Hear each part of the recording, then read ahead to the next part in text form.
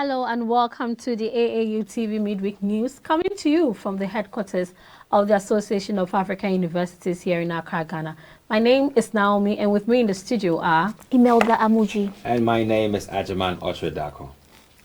The headlines for higher education: sexual harassment to be criminalized to protect students. Students need intellectual property policies know-how. And in our health news, benefits of time-restricted eating depend on age and sex.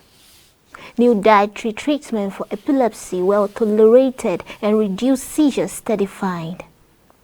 And in our science and technology segment, app disrupts healthcare services in the Democratic Republic of Congo. We're glad you made time to watch the AAU TV Mid-Week News. Don't go anywhere. We'll bring you more of health, higher education, and tech news. Stay with us. Welcome to GTP Health and Safety Corner. If you feel like stepping out, remember social distancing. You might just save a life. Rock at home, stay at home, stay safe. Wash your hands with soap and running water.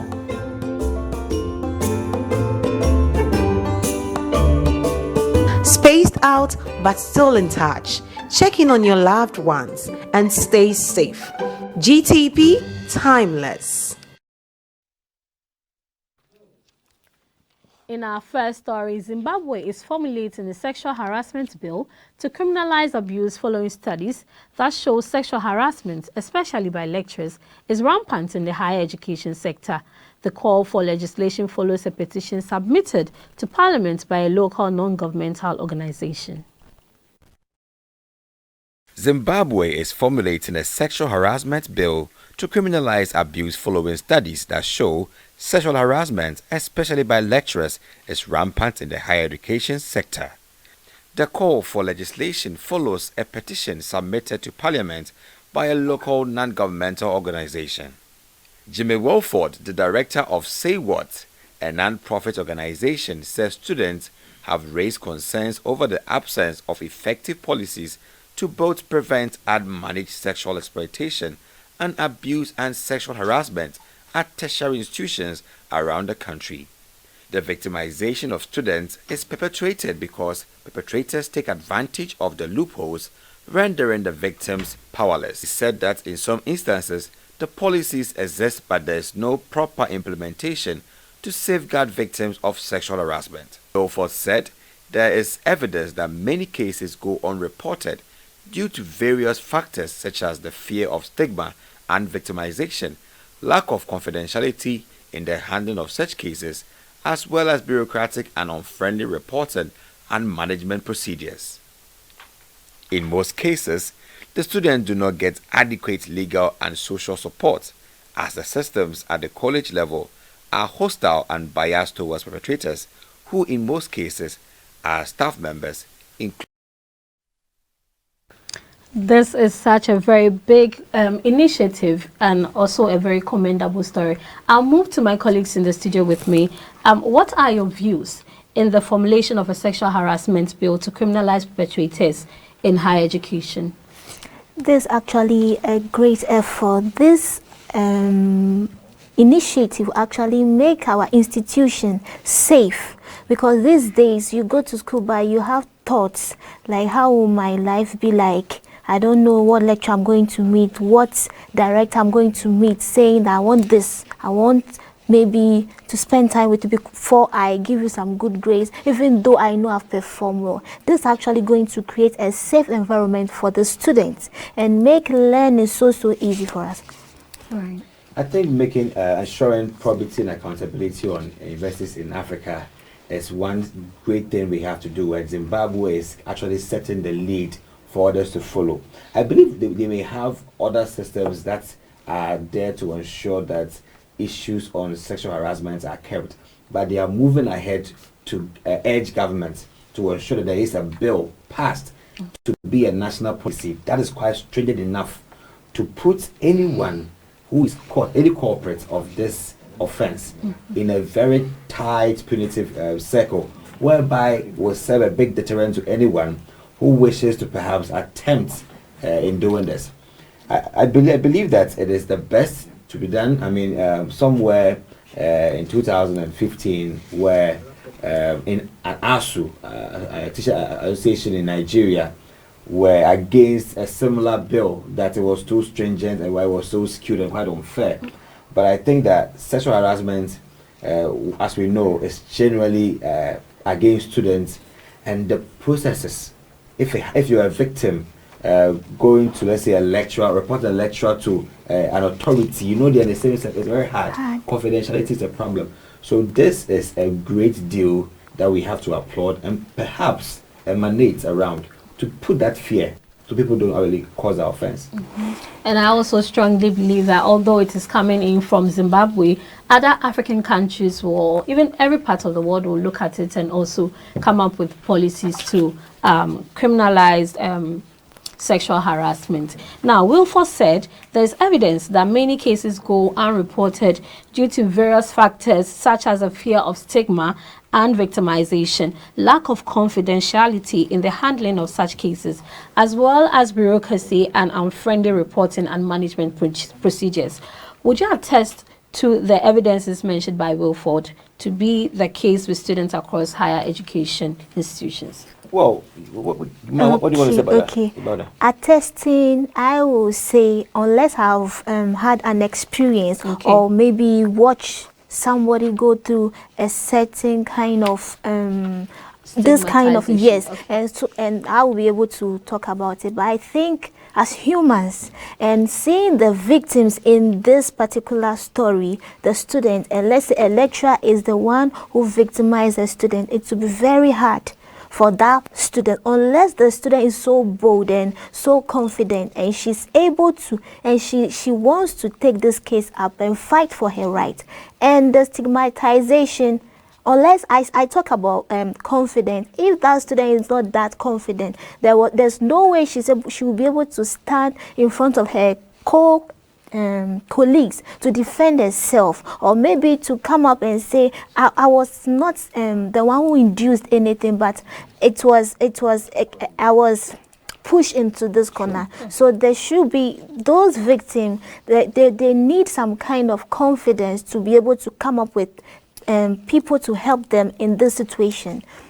Sure. You know, I find that very, very true, because if you are a victim of sexual harassment on the campus, it's a big campus, but you can't even fit in. Because who do you trust? Yeah. Let's say I've been harassed by a lecturer who is the lecturer for a very serious subject or course. If I don't pass that course, I'm actually in trouble. In Zimbabwe, they call it either sex for grades or tie for marks. Yes. So either sex or your ties. Yes. And it's very intimidating, degrading the dignity of these students to just sexual favors, to them to pass. Some students are genuinely good. But we'll have to be taken through these embarrassing situations for them to excel in a course. And you go report to, let's say, a dean, and because the dean is connected to that lecturer, you say, okay, we'll talk about it later. And it goes nowhere. It goes nowhere. So at the end of the day, it is you who then, so you linked me out, I will deal with you. So see, you become like a stranger in your own environment. You're in school, but you're in a very tough condition. And this is not good for students. So many people, I believe many students in Africa have been victims, but haven't come out to say it because they are afraid of being withdrawn, of being punished by, or being, let's say, your marks is missing, your exam score is missing, you have to stay, repeat yourself. All these are some of the uncomfortable situations you find yourself in. If you report this matter to somebody in management or a lecturer, the trust is lost. That is why I believe that they are pushing for a policy, a national policy, whereby we put them to book. Moving on to our next story, Africa's higher education can be the innovation engine that the continent needs to be globally competitive, only if it becomes more focused on experiential or practical learning, according to Brian Asingia, CEO of the online platform Dream Galaxy. Africa's higher education can be the innovation engine that the continent needs to be globally competitive, only if it becomes more focused on experiential and practical learning, according to Brian Asinga, CEO of the online platform Dream Galaxy. Asinga believes that with the right policies, training, advice, and support, especially pertaining to human and financial capital, Africa, like Asia, can create and own unique intellectual property rights in medical, fintech, energy, travel, and space innovation fields. He cited and applauded Rwanda, where the government has set policies that support entrepreneurship and protect local innovations, as well as facilitate foreign investment support for local innovation. Speaking about the future of science and technology in Africa during the General Conference of the Association of African Universities held virtually from the 5th to the 8th July, Agyemang said that African universities are well positioned to play a critical role in research and local innovations that provide solutions to local problems. The university system is one of the most... That's an interesting story right here. We are privileged to be joined here in the studios by Dr. Violet Makuku, who is the Quality Assurance Expert and Workshop Coordinator at the AAU here in Accra. Thank you for joining us, Doc. Thank you too. So, I would want to first of all ask you, what are some of the advantages we can count in ensuring that students gain intellectual property rights policies know-how? Yes, so it's loaded. Intellectual property is the beginning of empowerment. Okay. I mean, it means there's some knowledge, there's some innovation which somebody is invested in, whether financially or intellectually, to come up with. And so what normally happens is that because people do not know what it entails to maybe register a patent. Sure. We are saying you have done your research and you come up with a product, or you come up with a software, or you even come up with a model. If you do not register that, and somebody just goes behind you to register it as a copyright or as a patent, you find that you, the inventor, by the time you go there, you are told you are not the first one because somebody has already done it. That's why the legal component is so strong in terms of intellectual property. Okay. Did you know that? Sure. So it's so strong because there are these legal issues and litigations on issues to do with intellectual property, because there are people who are waiting to snatch, take it, go and register, and they make it their own. Yeah. The one who invested loses. So it's a big issue. It's a very big issue. Yes. And also economically, now, let's take for example, right now, I think with the coming in of the COVID-19, people have done lots and lots of inventions to make sure that we curb the spread and in different areas where we would need that. So it's economic empowerment and ownership, because the person who will come with the vaccine, the person who will come with the PCR testing kit, or, you know, the kits which we started with were so slow, maybe 2 days, that's what, until they say you can get your results in 4 hours. Yeah. So what can you think about that? Imagine the money that comes out of now the reproduction of the prototypes which have been made, and now it's useful, it's on demand on the market. The market is there, and so somebody is reaping huge amounts of money because of that. So this is a simple and very current and contemporary example related to COVID-19. Okay. Agyemang, do you have any? Yeah, on top we have the African Regional International Intellectual Property Organization, ARIPO, which is with over 10,000 applications in African countries, member states, trying to gain rights and also titles over their intellectual properties. How well have higher education institutions in Africa tried to partner with them? Because I believe we have so many students out there who have got these ideas and need to have their patents released. But how then do they get in touch with ARIPO? That link is not being connected. There's a lost link here. Thank you very much. Starting on ARIPO, it's already a regional something. So we start at national level. Okay. There are countries who have very good and well organized offices for intellectual property rights, registrations, and so on. So you find that those countries are highly proactive. Zimbabwe is one. South Africa is one, Ghana is one. So at national level, if things are well organized, it's easier now to come to the next level, which is the regional level.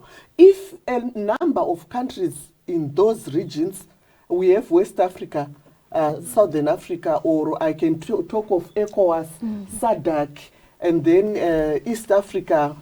You see, those regions, if more countries have got the national offices, it means it's easier for them to bring together what they do at the national level and put it now at regional level. Okay. And what we want is for our students to know, do you know what? They even need education and awareness that for any invention they make, they can register it as a copyright or a patent. A patent for a product, a copyright for something written, and so on. So they need that education to begin with. Do they even know? They need the awareness. Yes. So sometimes it's quite disturbing that we don't take systematic approaches which are effective to what we want to do. Because starting from the grassroots level, I always believe in that. So let it start in the institutions. Is it part of the curriculum? Why is it not part of the curriculum? Yes. So that every student who passes through first year, they are taught about intellectual property rights and so on, patents and copyrights, and all which is associated with it. At the Association of African Universities, as a workshops coordinator, I just endeavor to push it to workshops which are for lecturers. But we would also want to push it to students. So what we would focus on is now as AAU to give the education and awareness to the lecturers and push them hard to have it as part of the university curriculum. Don't you think it would work? I think so, but Brian Sinja, who did a presentation during the conference, said that it's all centered on experiential learning from students that exposes them to now own these rights or perhaps create theirs themselves. How about that? Yes, it's another way, but still, do you know they can be abused? You know, in our earlier segment, we were talking about sexual harassment. Yes. And the students are in the school institution and things are happening. The same.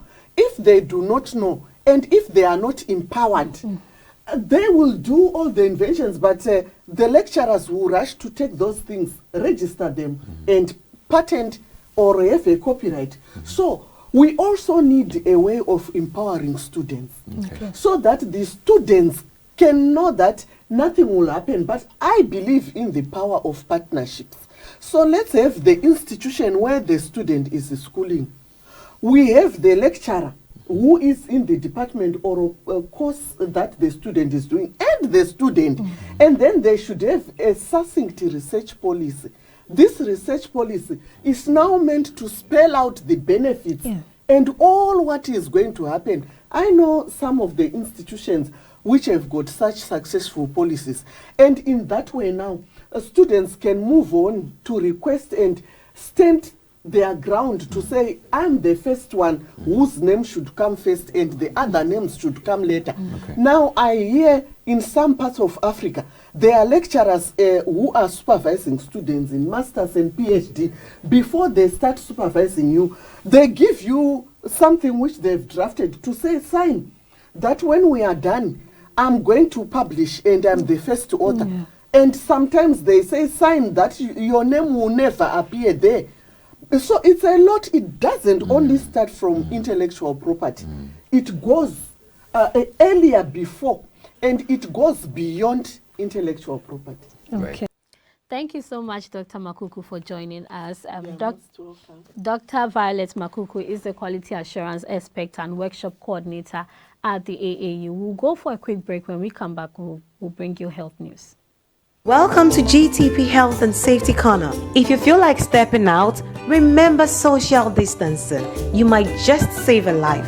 Rock at home, stay at home, stay safe. Wash your hands with soap under running water.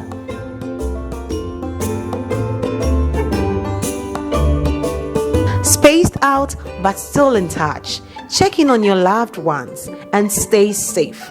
GTP Timeless.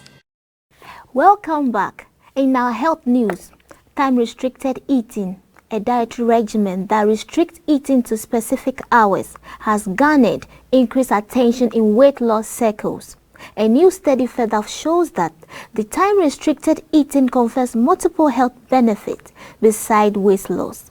The study also shows that these benefits may depend on sex and age. Time-restricted eating, TRE, a dietary regimen that restricts eating to specific hours, has garnered increased attention in weight loss circles. A new study by Salk scientists further shows that TRE confers multiple health benefits besides weight loss. The study also shows that these benefits may depend on sex and age. For many TRE clinical interventions, the primary outcome is weight loss, but we found that TRE is good not only for metabolic disease, but also for increased resilience against infectious diseases and insulin resistance, says Sachindananda Panda, a professor in Salk's Regulatory Biology Laboratory and holder of the Rita and Richard Atkinson's Chair. Glucose intolerance is the first step on a slippery slope to non-alcoholic fatty liver disease and liver cancer, one of the few cancers whose incidence and death rates have increased rather than declined in the past 25 to 30 years. Further, over 40% of Americans are already diabetic or pre-diabetic, with the American Diabetes Association predicting 1.5 million new cases each year.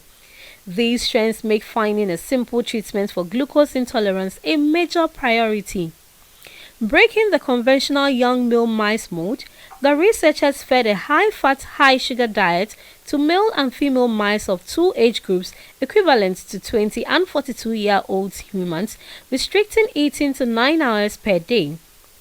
The team ran tests to ascertain how age and sex affects the outcomes of TRE on a variety of health parameters: fatty liver disease, glucose regulation, muscle mass, performance and endurance, and survival of sepsis, a life-threatening response to infection. They also took the rare step of matching their lab conditions to the animal circadian clocks. Mice sleep during the night and rise at night, often working via night vision goggles and specialized lighting. Analyzing the tissues of mice on TRE to ascertain their chemical makeup and processes, the researchers found that regardless of age, sex, or weight loss profile, TRE strongly protected against fatty liver disease, a condition that affects up to 100 million Americans and for which no medicine has been approved. This was our first time studying female mice and we weren't sure what to expect, says first author Amandine Chais, a former staff scientist in the Panda lab and now an assistant professor at the University of Utah.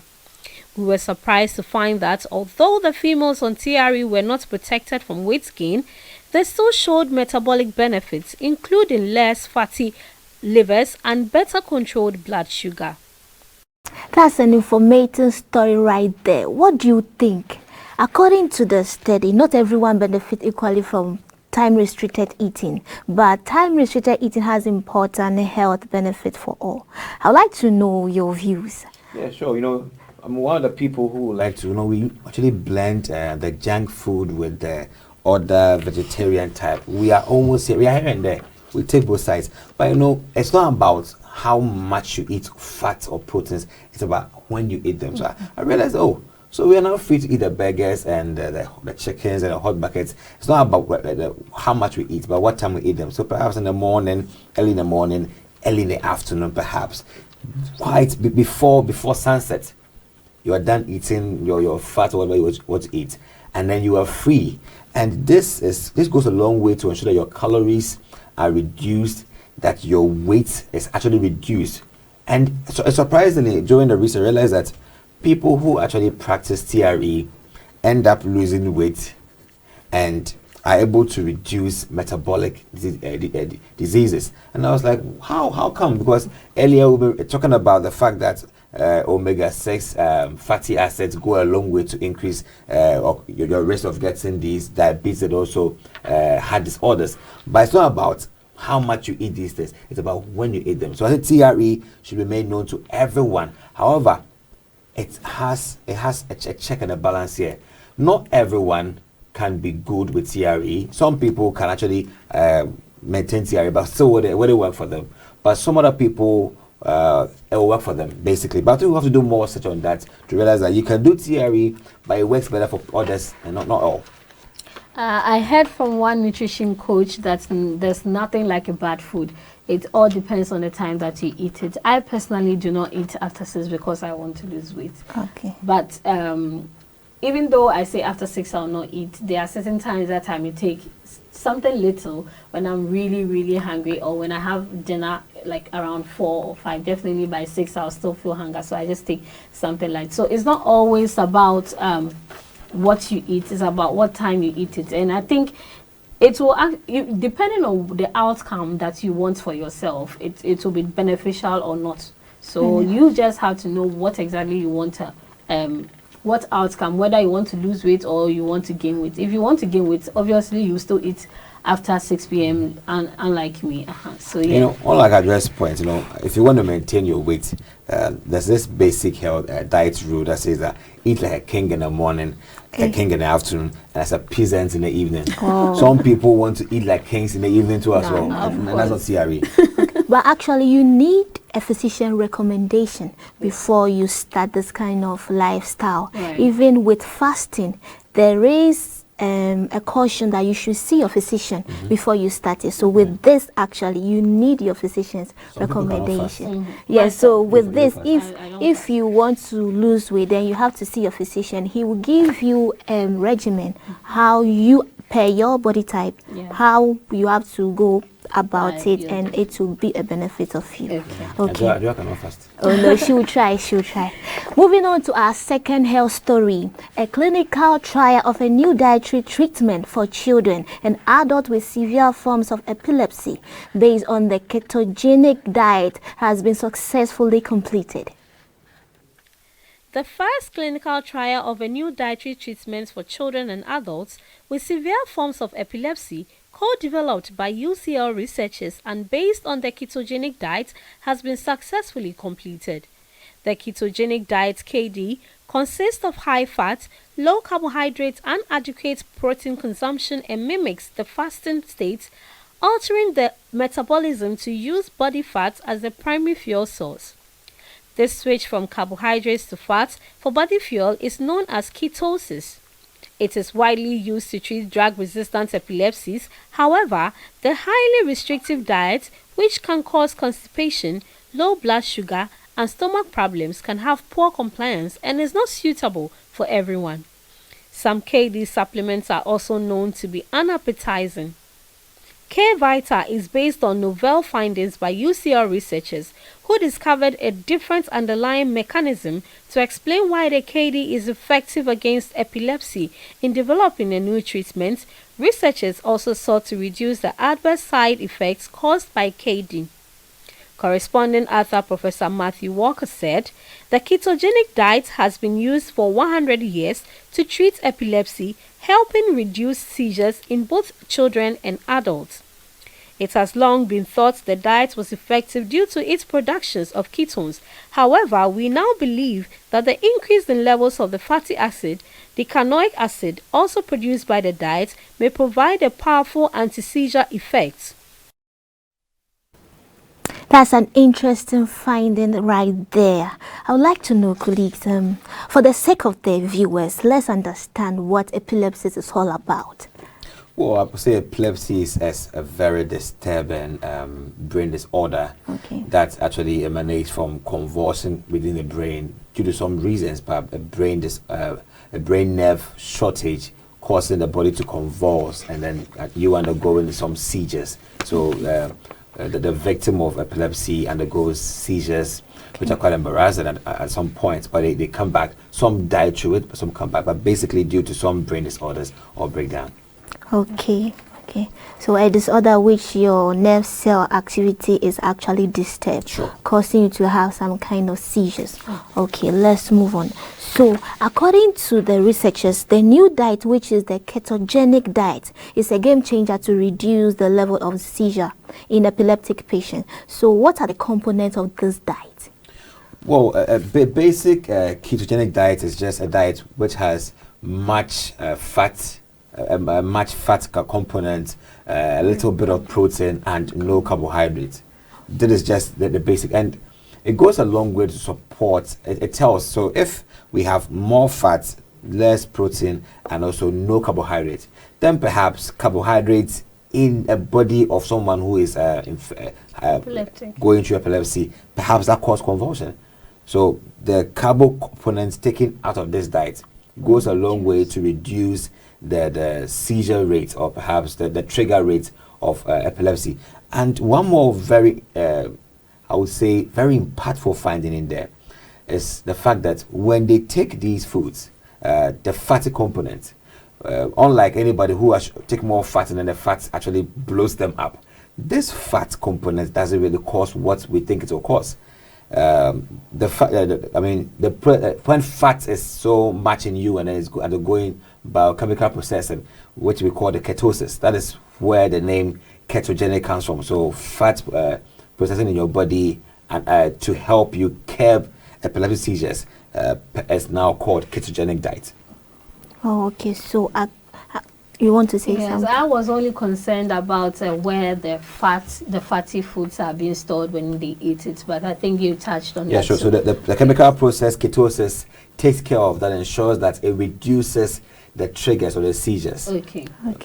I mean, so we're on the other hand, carbohydrate diet goes a long way to affect these people. Okay. And in a study, they found that it can cause constipation, but can still reduce the chances of actually undergoing convulsion. Okay, actually, processed carbohydrates unused in the body is stored as fat. Okay. So this, every time when you take in carbohydrate, that's what the body uses to get energy for everything you do in your body. So if in your diet there's low amounts of carbohydrate, then your body can go for those fats stored. Okay. So that's when the body goes in for the fat, plus the fat you are taking in. So in that process, it helped the epileptic patient. Okay. So that's all about it. That's great. That's great. Stay with us after this short break. Welcome to GTP Health and Safety Corner. If you feel like stepping out, remember social distancing. You might just save a life. Rock at home, stay at home, stay safe. Wash your hands with soap under running water.